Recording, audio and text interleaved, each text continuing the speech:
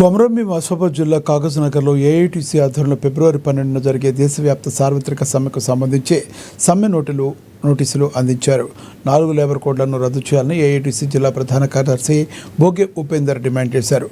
కార్మిక చట్టాలను బలహీనపరిచే కేంద్ర నిర్ణయాలకు వ్యతిరేకంగా సమ్మెలో అసంఘటిత కార్మికులు పాల్గొనాలని పిలుపునిచ్చారు.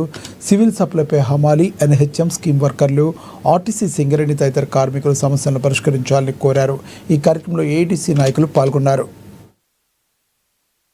దేశవ్యాప్తంగా కేంద్ర ప్రభుత్వం తీసుకొచ్చినటువంటి 4 లేబర్ కోడ్లకు వ్యతిరేకంగా ఈ దేశంలో ఉన్నటువంటి సంఘటిత అసంఘటిత కార్మిక వర్గం అంతా కూడా ఈ నెల 12వ తేదీన కేంద్ర కార్మిక సంఘాలు ఇచ్చిన పిలుపు మేరకు సమ్మెలో పాల్గొంటున్నారు.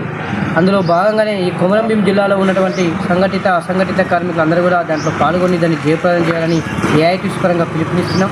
ఈరోజు మరి ఆ సమ్మె పత్రాన్ని ఈ కొమరంభీం ఆసిఫాబాద్ జిల్లా కాగజ్నగర్ ఎమ్మెల్యే పాయింట్ ఇన్ఛార్జి గారికి ఇచ్చాం. ఈ సందర్భంగా మేము ఒక్కటే డిమాండ్ చేసేది ఏంటంటే, ఏదైతే కేంద్ర ప్రభుత్వం తీసుకొచ్చి 4 లేబర్ కోడ్లు ఉన్నాయో వాటిని వెంటనే రద్దు చేయాలని కోరుతున్నాం.